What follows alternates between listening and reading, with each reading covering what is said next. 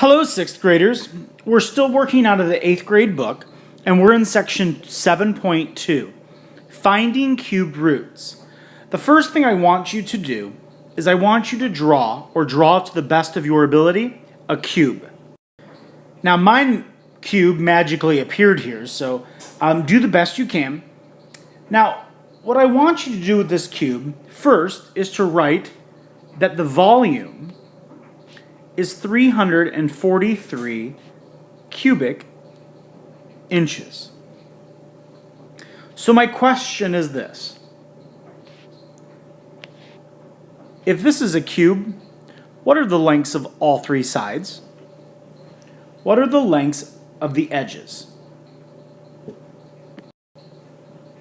Now hopefully what you did is you kind of figured out that since it's a cube, and we know volume is length times width times height, that you probably have to realize that S times S times S, that means S to the third power would have to give us a volume of 343 cubic inches. So you have to think to yourself, what number to the third power will give you 343? Now if you figure that out, that would be 7. The length of each one of these edges or sides would be 7. 7 times 7 times 7, otherwise known as 7 to the third power, gives you 343. Now, as you already know, if you square something, 5 squared, that gives you 25. So I take 5 and I square it, that gives me 25. If I start with 25 and I take the square root of it, I get 5. So squaring something and square rooting it are inverse operations. So we're going to take what we already know about square roots and we're going to talk about cube roots. Now, cube roots, if you took the cubed root of 343, that means what number times itself 3 times would give you 343? Well, we know our answer is 7. 7 to the third power gives me 343, which leads to our key idea. A cube root of a number is a number that, when multiplied by itself, and then multiplied again by itself, equals a given number. Now, a perfect cube is a number that can be written as a cube of an integer. So let's review what a perfect square is. A perfect square are numbers like 2 times 2, 3 times 3, 4 times 4, 5 times 5. If you take the square root of all these numbers, they give you an integer, 2, 3, 4, and 5, and so on. A perfect cube is a number that can be written as the cube of an integer. For example, 2 times 2 times 2, that's 8. 4 times 4 times 4, that's 64. 5 times 5 times 5 is 125. So if you took the cubed root of 8, that's going to give you 2. The cubed root of 64 is called, or will be, 4. The cube root of 125 would give us 5. Example number 1. Find each cube root. So let's start with A. Let's find the cube root of 8. What number times itself 3 times gives you 8? Well, because 2 to the third power equals 8, then we know our answer is 2. Now, something I want to show you. This is important to understand that if you actually took this, watch this. I'm going to take the 8. I'm going to rewrite it as the cubed root of 2 to the third power. This is important. 2 to the third power is 8, so I can rewrite it as 2 times 2 times 2. The cube root and the cube of a number cancel each other out. So what you're left with is 2. That's why inverse operations show that cubing something and the cube root of something completely cancel each other out. They're inverse operations. So let's try another example, B. The cube root of negative 27. That means what number to the third power, whoops, not negative third, what number to the third power gives us negative 27? Now, let's go back to what we did last section. Can you have the square root of a negative number? No. The reason is a negative times a negative gives you a positive. So you never can take the square root of a negative number and get like a real number. But when you cube something, you can. So if I took negative 2 to the third power, negative 2 times negative 2 times negative 2 gives us negative 8. So back to this problem, I want to do the cube root of negative 27. What number times itself 3 times gives you negative 27? It'd be negative 3 to the third power, because negative 3 times negative 3 times negative 3, that gives us 9, times negative 3, that gives us negative 27. So negative 3 would be our answer in this problem. So if we look at the next example, part C, the cube root of 1/64.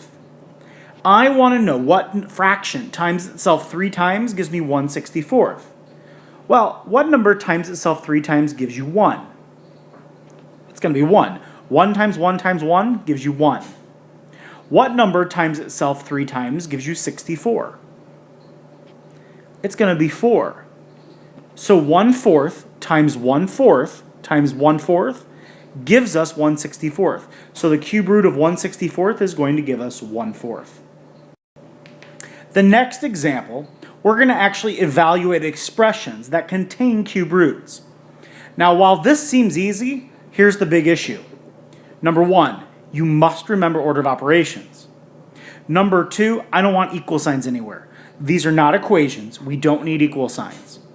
And the last thing I want you to keep in mind is now I want you to make sure that you make a concerted effort not to use a time symbol or a dot for multiplication. I want you to use parentheses for multiplication. It will be easier in the long run. So in this problem, we have 2 times the cubed root of negative 216 minus 3. The minus 3 is not underneath the radical. So when we do this problem, the first thing we're going to do is the cube root of negative 216. So the 2 comes down. You then have to have parentheses, because I don't want you to use an x here for multiplication. So this is 2 times the cubed root of negative 216. What number times itself 3 times gives you negative 216?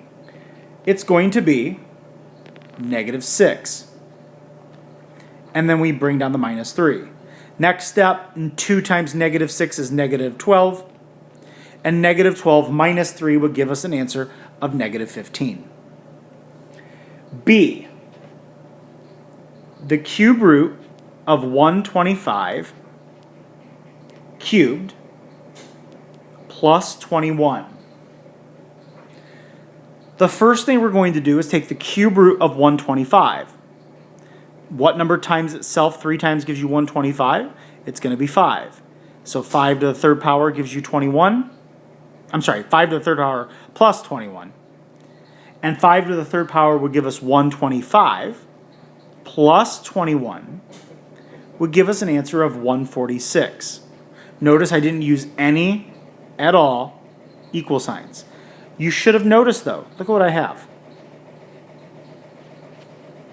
Because once again, cubing something and cube rooting, they cancel each other out. So we'll go into more detail about that later of why that happens, but know that they cancel each other out. You could have skipped this step here and just gone down to 125 plus 21 and gotten 146. Example number 3. I want you to evaluate the expressions for the given variables. So in A, we have x divided by 4th or x fourths plus the cubed root of x divided by 3. Step 1, plug everything in. So we have 192 divided by 4 plus the cube root of x divided by 3. And remember, for x, we're plugging in 192. So 192 divided by 4, that gives us 48. Plus, now you may think, well, there is no number times itself that gives you 192 or 3. And you're right. So you can simplify what's underneath. 192 divided by 3, so 192 divided by 3 gives us 64. The cube root of 64, well, that's 4, and 48 plus 4 gives me 52. It's part B.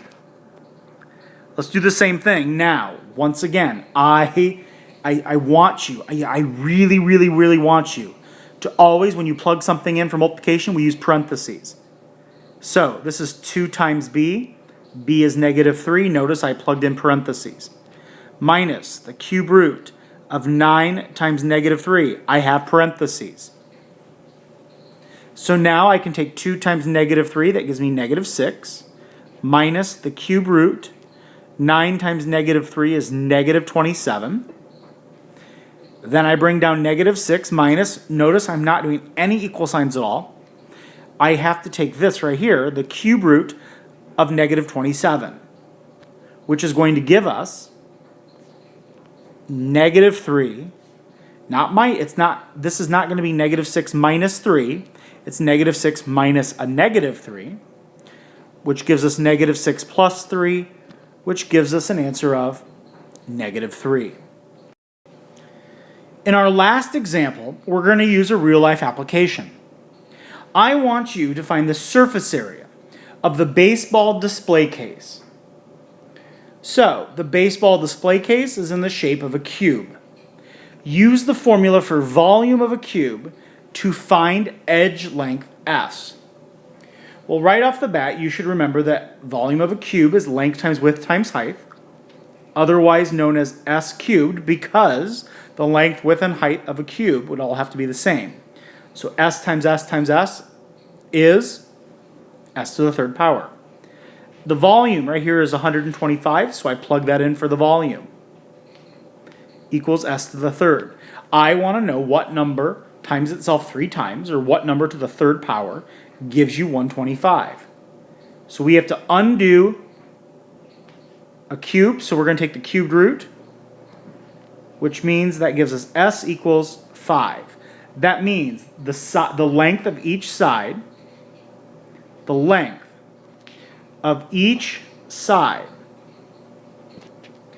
is 5 inches. But the direction does not say find the length of one side. The direction says find the surface area.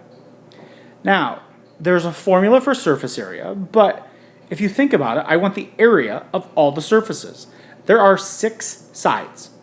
All of them are a square. So how do you find the area of a square? Well, you take length times width or base times height. And since they're both 5, you just square it. So we know the area of one side, we can just say is base times height. There's other ways to do this. Since it's the same, we know we square it. So the area of one side of this square is 25. How many sides are there?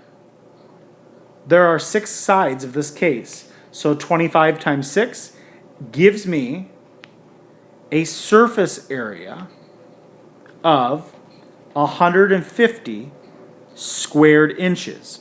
You have to find the area of all 6 squares. So like the top, the bottom, the right, the left, the front, and the back. So all 6 of them, since they're each 25, 25 times 6 is 150 squared inches.